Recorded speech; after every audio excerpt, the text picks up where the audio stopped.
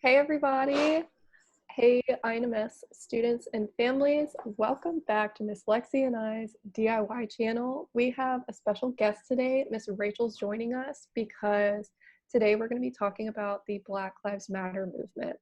And then we're also going to tie in some DIY with Miss Lexi at the end of this video. She's going to show you all how to make your very own Black Lives Matter bracelets. So let's get started. I'm going to bring it to Miss Rachel. She's going to talk about the history of the Black Lives Matter movement. Thank you very much, Molly. So, since we are all hearing Black Lives Matter in the news, from our friends, from our family members, as we should because of everything that's been going on in our country, we wanted to make sure that we took a minute to think about the history of this movement and, more importantly, who created this movement. Black women oftentimes do not get the citations that they deserve for their work, and so we want to make sure that we know the names of the people who created this movement and what they had in mind. And so we are going to share that with you today. So, Alicia Garza, Opal Tometi, and Patrisse Cullors, these are the three women who created this movement. And CNN says that today online support for this movement is higher than it has ever been. So this movement is really coming into our media in a way that it never has before. But the movement was actually created in 2013. Those three women created the movement in response to the acquittal of Trayvon Martin's murderer. They just knew that it was time to take action and unite all of the people who were fighting for Black freedom in this country together. Wanted to take a minute to note why this movement is really unique. We definitely feel that because we're hearing it, we're seeing it. The groups of protesters who are gathering together and demanding change. It's different than some of the movements from the past, and the main way that it differs is that this movement was created to center the voices of the Black people who are more marginalized than others, and so they're centering Black, queer, trans, disabled people, and the voices of women. And that's something that I so appreciate because we know that until those people get the freedom that they deserve, no one is going to be free. The movement was created in 2013, but it really gained popularity and a lot of people joining when they sprung into action and went down to Ferguson after Michael Brown was killed in 2014. After that, they created, or people wanted to create chapters all across the country and also in other parts of the world. Now, this time around is a little bit different, and I think we're seeing that as I'm hearing some news from other cities that are making changes and promising to defund their police forces and bring about the changes that the movement for Black Lives is demanding. And there was actually an interview that I read with Opal Tometi, one of the three founders, in the New Yorker, talking a little bit about that. And so I just lastly wanted to share with you all that Opal says that the timing of this movement coinciding with the coronavirus crisis that we're all going through is making people really have time to sit back and reflect and make room for the action that they need to be taken. And so this is a really unique moment in history. And that's why we're taking the time today to share that with all of you. So now I'm going to pass it over to Miss Molly, because we mentioned that there are chapters of Black Lives Matter across the country and also in the world, and she's going to talk to us a little bit about that. Thanks, Miss Rachel. So I wanted to mention the international impact because I had a specific incident where that impacted me. I did part of my student teaching in Korea for about 2 months, and the teacher I worked with messaged me about a month ago asking me about what it was like with these protests and everything in the Black Lives Matter movement where I am. And so we talked about it, and then I asked her, you know, what's going on over there, but I didn't assume anything was happening. And she told me that there have been many protests in Seoul, South Korea, and that the hashtag Koreans for Black Lives Matter is trending, and that they fully support anti-racism and the Black Lives Matter movement. And I was really shocked by that. So because of that, I wanted to do my own research. So I looked up how this has become an international movement as well. And there's many different countries that are also involved in protesting anti-racism. One country, Germany, they recently had a huge protest with over 20,000 people, also all social distancing, but all protesting Black Lives Matter and anti-racism.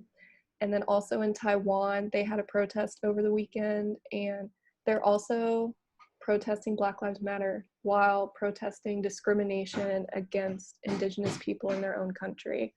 And so I thought this is such a unique movement, and we should talk about how these crimes started in the United States, but despite that, countries all over the world are supporting us and fighting against racism, which is very cool. All right, so now I'm going to pass it to Miss Lexi. Thanks, Ms. Molly. So I just wanted to talk about a few ways that you can be an activist during this time.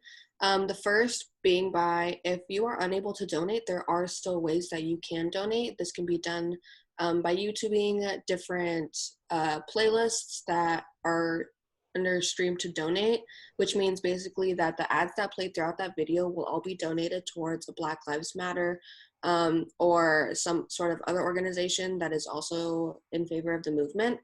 Another thing you can do is finding Instagrams that let you repost posts to your story for money. So even if it's 10 cents, a dollar, whatever the case may be, that money is still going towards helping the Black Lives Matter movement. Another thing you can do that is for free is by educating yourself and listening to the stories of Breonna Taylor, Ahmaud Arbery, George Floyd, and many more that have happened before them on the Black Lives Matter website. And not only learning about these stories, but also sharing them with people every day. Just in case people don't know about them, that's your chance to be an educator. Another thing you can do during this time is take the time to reflect on your own biases and actions, because we all have them, and recognizing them is just not enough. We need to make change in our behaviors in order to make a real impact. Another thing you can do is talking to other people about it to get other perspectives. This is really encouraged, and in fact, it is healthy to have these difficult conversations with people, whether it's your family, friends, people on the internet, and also knowing when to take a step back when you're taking up too much space. So taking up too much space essentially means that when you're doing more talking than you are listening, that you recognize that and just let other people's voices be heard. Something else that you can do while talking to people is knowing that the conversation is not about other things right now. So keeping the focus solely on Black Lives Matter and not trying to change the conversation to be really about anything else. And honestly, just showing your support, and you can do this in small ways. Some people have t-shirts, they do things on their Instagram, people even make TikToks. I'm sure you all have seen that. So today I'm going to be showing you all how to make your very own Black Lives Matter bracelet. Hey everybody, today I'm going to be showing you all how to make some bracelets and show your support for the Black Lives Matter movement. So for this, you're going to be needing some string, beads, scissors, tape, and a little needle. So I have my string right here, and I just have two colors. I'm going to be using pink and yellow today, and I have about 48 inches worth. And what you're going to do is you're going to fold it in half like this, and then at the end you're going to make a knot right here. So I just put some tape on the end of that, and the reason why I do that is because I'm going to just tape it on a hard surface, so that way the string doesn't move everywhere when I'm making the bracelet. So now what you're gonna do is you're gonna section off your bracelet how you want it. So I'm just gonna do pink and pink together and yellow together, but it doesn't matter. You can do it however you want. Oh, I also have my letters picked out. So I have BLM for Black Lives Matter, and then two hearts that we're gonna be beading onto the bracelet. And I have my little needle. What you're gonna be doing first is you're going to make a figure 4 like this. So the yellow is going to cross over on top of the pink, and then you're going to bring it underneath the pink like this, and you're going to pull it all the way to the end. And then you're going to do the same thing with the pink, but reversed. So it's going to be the pink goes over the yellow, under and through the loop or through the hole, and then you are going to repeat this process till, I'm probably going to do it like till right here.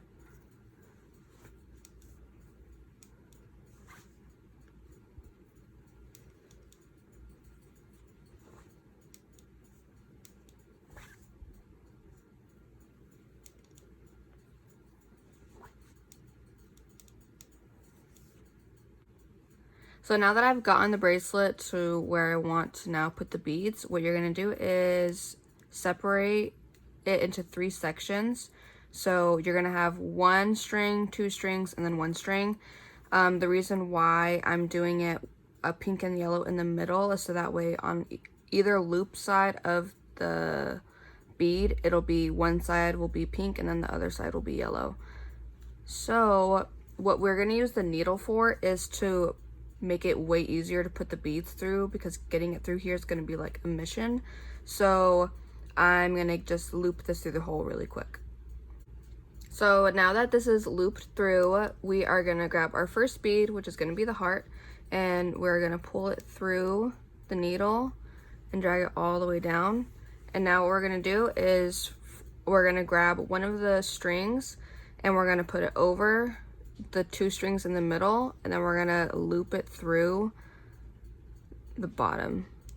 And then we are going to do the same for the other side. So it's going to go over the 2 strings, and then you're going to loop it through the bottom and then pull. And now we are going to move on to the next one and repeat the same process.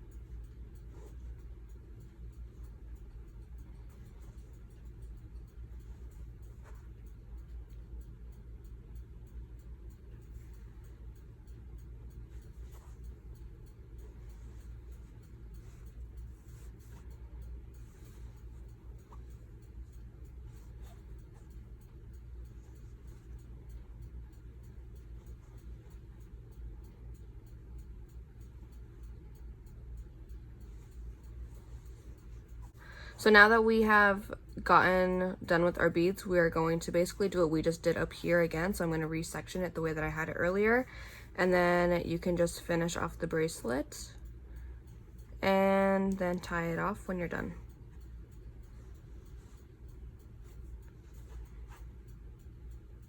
So the bracelet should turn out something like this. My niece is wearing it right now because I accidentally made it too small, so you might want to use a little bit more string than I mentioned, but this is the final result.